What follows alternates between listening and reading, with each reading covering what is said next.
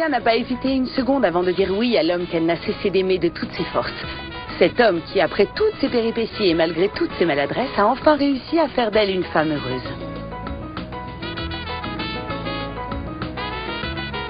Cela dit, Primo et Cecilia ne forment pas le seul couple heureux de cette église. Arturo est marié à Myriam, la sœur de Primo. Ils vivent tous les deux dans une maison non loin de l'atelier que Myriam dirige. J'ai entendu dire que l'entreprise marchait super bien. L'atelier est immense, il est réparti sur 3 maisons différentes. Et Myriam emploie plus de 20 salariés.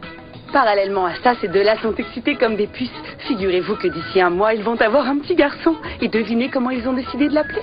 Primo Junior. Pauvre enfant, commencer sa vie avec un nom pareil, franchement.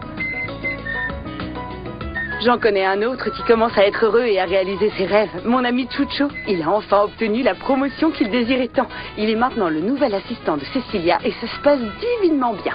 Par ailleurs, Chucho sort toujours avec cette Patricia Ortiz.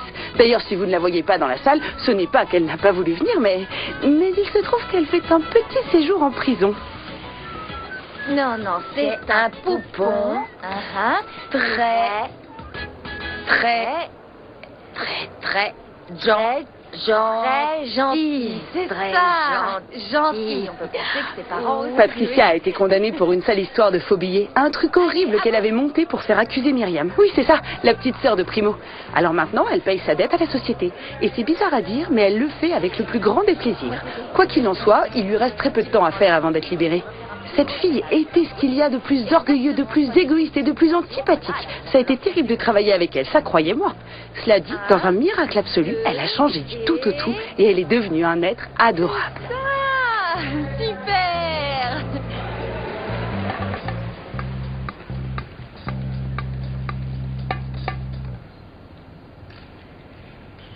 Par contre, celle qui en a encore pour un moment derrière les barreaux, c'est mon ancienne patronne, Sylvia Ortiz.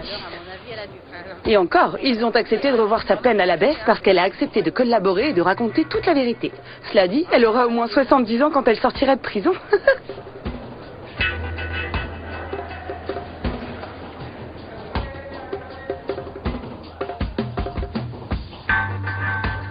Une autre dont on n'entendra certainement jamais plus parler, c'est Andrea Ortiz, la sœur de Patricia. Elle est passée de la maison de repos à l'asile de fous. Et malgré un traitement intense, elle a vraiment peu de chances d'espérer un jour s'en sortir. Ou alors elle en a pour au moins aussi longtemps que sa mère en prison. Et encore, si elle apprend que son primo chéri a finalement épousé sa demi-sœur, je crois qu'elle est bonne pour rester jusqu'à la fin de ses jours chez les cinglés.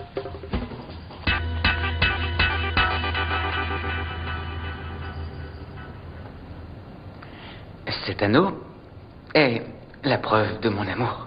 Il est en or. Il est en or. Voilà. Et cet anneau est la preuve de mon amour.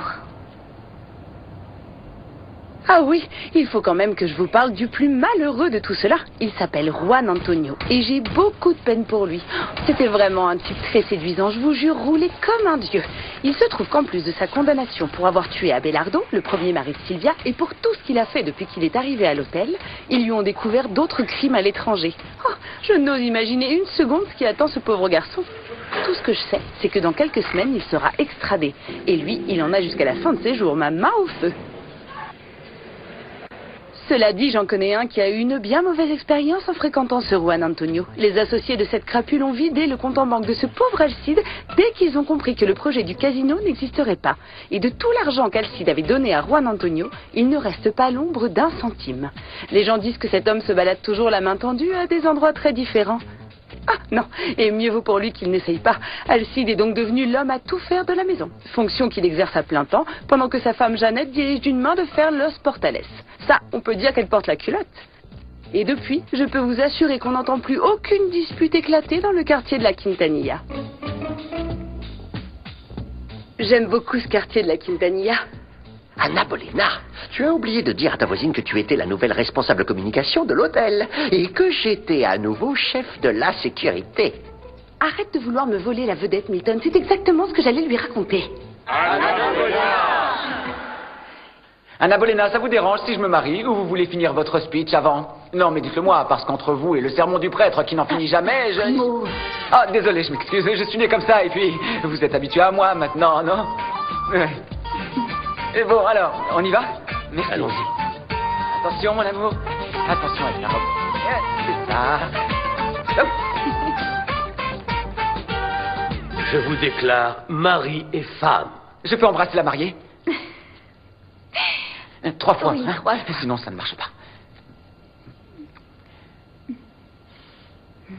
J'ai l'impression de rêver. Et ça ne fait que commencer, mon amour.